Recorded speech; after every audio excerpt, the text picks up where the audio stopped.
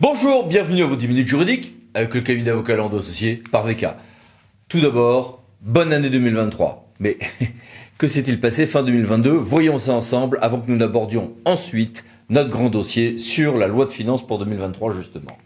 En matière d'agents, une circulaire sur l'obligation de publicité des emplois vacants, un décret sur la possibilité pour un agent, à titre expérimental, de jouer les conducteurs de véhicules de transport scolaire ou assimilés en plus de son activité principale. Ah oui, on manque de conducteurs. Mise en disposition possible dans le cadre d'un mécénat de compétences, dans le cadre d'une expérimentation de 5 ans. Augmentation du minimum de traitement au 1er janvier 2023 pour les fonctions publiques.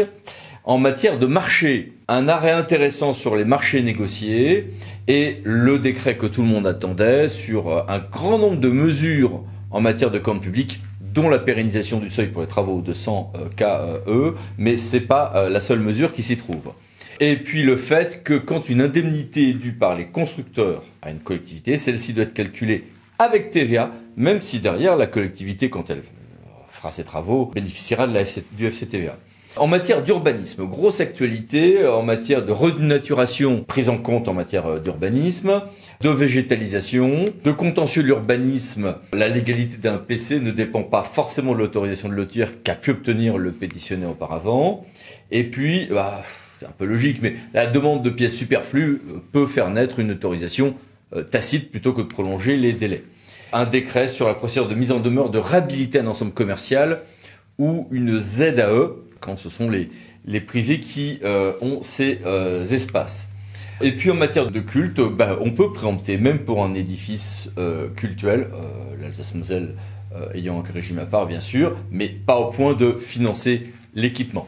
Grosse actualité aussi en matière d'environnement, avec un très important nouveau règlement transitoire de l'Union européenne établissant un cadre en vue d'accélérer le déploiement des énergies renouvelables.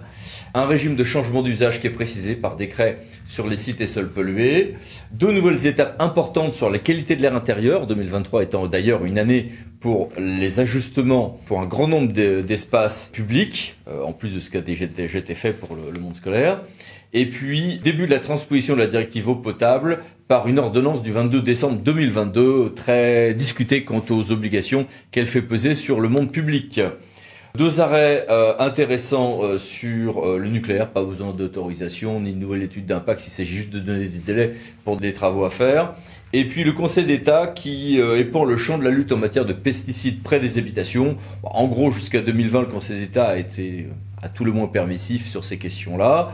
Et puis depuis 2021, il a censuré la mise en œuvre anticipée de certaines chartes et l'absence d'adaptation. Il renforce un petit peu par une nouvelle décision du 22 décembre avec astreinte tant que le gouvernement n'a pas pris les ajustements nécessaires. Et puis les logements ont également leur carnet de santé énergétique, décret du 27 décembre 2022. Et puis, comme vous le savez, là, voilà, il y a des agglomérations de plus de 150 000 habitants qui vont devoir installer des zones à faible émission mobilité, ZFE ou ZFEM. Oui, sauf celles qui ont un air très pur. C'est lesquelles? Réponse avec un décret du 23 décembre 2022. Le 22 décembre 2022, un autre décret, quant à lui, met en place des drones environnementaux pour un certain nombre d'usages. Toute une série de décisions de la Cour de justice de l'Union européenne et de la Cour administrative d'appel de Paris sur 2 registres différents sont intéressants mais confirment que l'État ne sera que rarement responsable en termes indemnitaires, c'est-à-dire pour indemniser des victimes du fait de ces lacunes en matière de réglementation sur la pollution atmosphérique. Ça serait un peu compliqué d'aller plus dans le détail.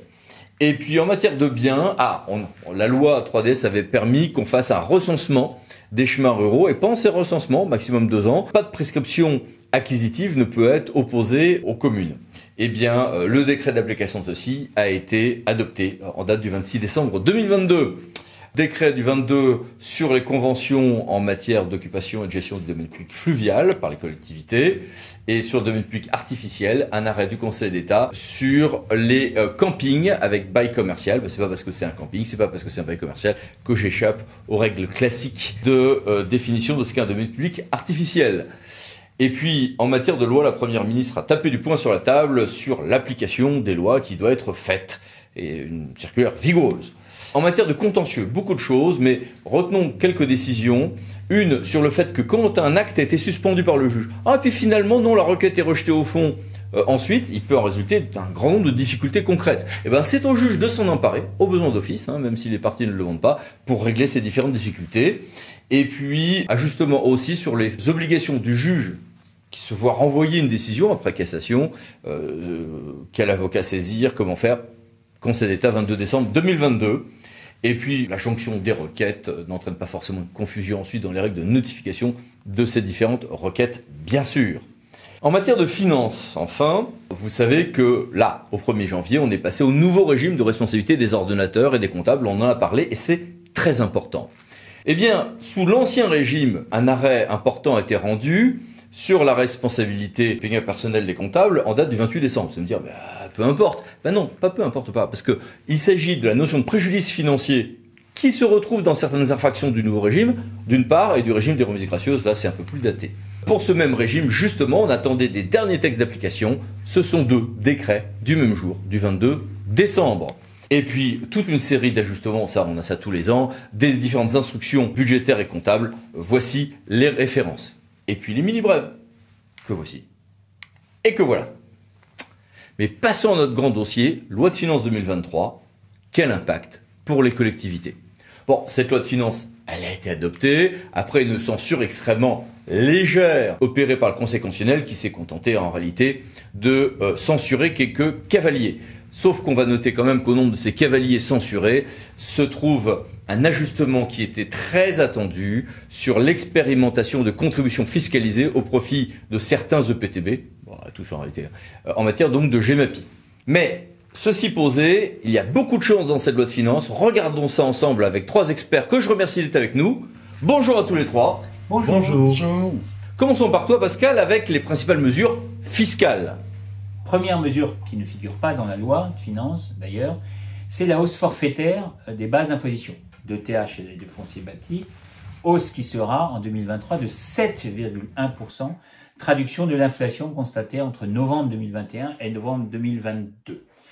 La commission des finances de l'Assemblée nationale voulait plafonner la hausse à 3,5%, mais son amendement n'a pas été retenu en séance. Deuxième mesure, c'est la suppression à terme de la CVAE. 2023, division par 2 des taux d'imposition de la CVAE applicable aux entreprises. 2024, suppression totale de la CVAE. Et pour les collectivités locales, la CVAE sera remplacée, grand classique, par une fraction de la TVA.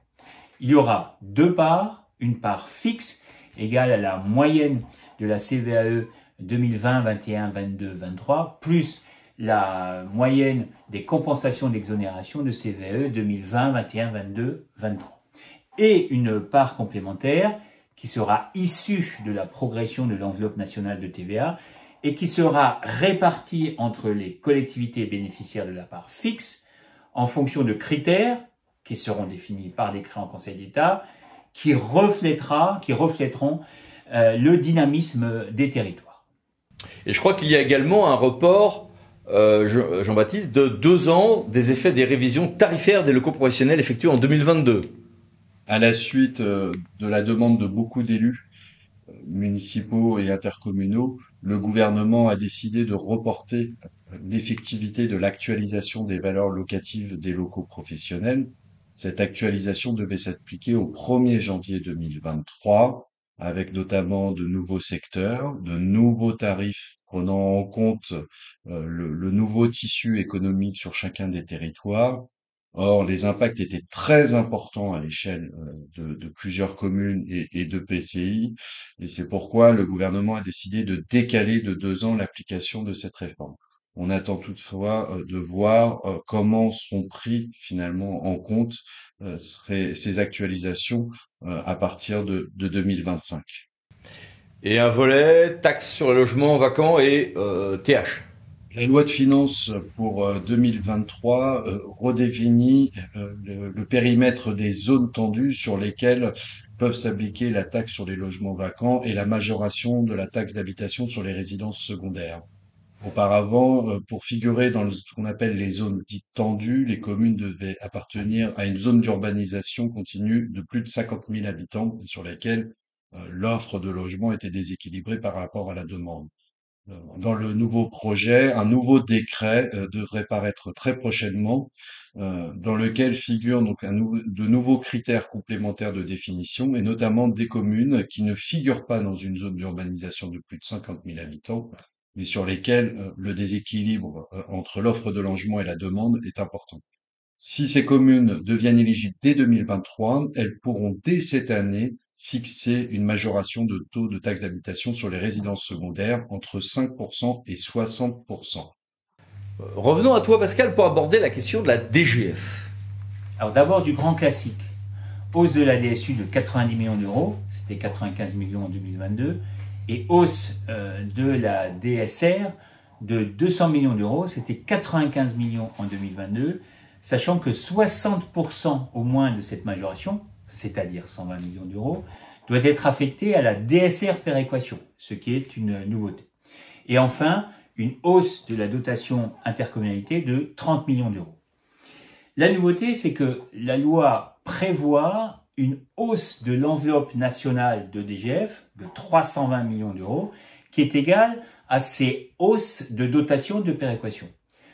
Du coup, on n'a plus besoin de rogner, décréter la dotation forfaitaire des communes pour financer ces hausses de dotation de péréquation, et on n'a plus besoin de diminuer la dotation de compensation des EPCI pour financer ces hausses de DSU ou de DSR. Et donc, en 2023, plus d'écrêtement de la dotation forfaitaire des communes, ce qui veut dire que la DGF forfaitaire augmentera si la population augmente, et la DGF compensation des EPCI se stabilisera ou baissera très légèrement. Et un volet très débattu, je crois, sur la DSR. Le projet de loi de finances du gouvernement prévoyait de remplacer la dotation voirie de la DSR par une dotation superficie pondérée par un coefficient de densité de population selon des modalités techniques complexes.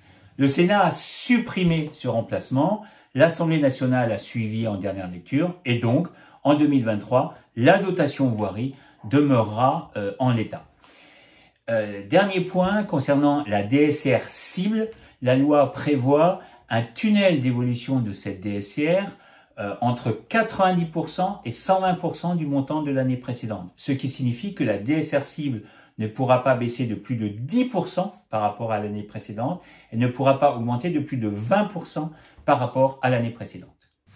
Et revenons à toi, Jean-Baptiste. La métropole du Grand Paris, c'est pas pour demain qu'elle aura son grand soir financier. On reste sur un régime transitoire qui dure. Oui, pour 2023, le gouvernement a décidé de prolonger d'1 an le dispositif dit transitoire de financement de la métropole du Grand Paris et des EPT. Les EPT continueront de bénéficier de la CFE en 2023 et continueront de reverser la dotation d'équilibre à la métropole du Grand Paris. Le gouvernement a décidé également de reconduire le reversement de 2/3 de la progression de CFE des EPT vers la métropole du Grand Paris. Il s'agit d'un petit hold-up au bénéfice de la métropole, puisque celle-ci ne subira pas de plein fouet les effets de l'inflation sur ses dépenses, elle n'est pas propriétaire d'équipements de proximité, ni bénéficiaire de mise à disposition. En revanche, c'est un petit coup de poignard pour les EPT, puisque ceux-ci devront donc financer la croissance des dépenses par d'autres ressources que la progression de CFE et peut-être mobiliser les communes via le FCCT socle ou FCCT d'équilibre. Donc on attend de voir quelle sera cette fameuse réforme du Grand Paris que tout le monde attend depuis bientôt 6 ans et qui tarde à se décanter. Sujet, Luc Alain, qui cette fois-ci concerne absolument tout le monde et qui est très important, les fameux amortisseurs face à l'inflation. S'agissant des dispositifs destinés à lutter contre les effets de l'inflation sur les budgets des collectivités territoriales, on sait qu'ils ont été très importants en 2022.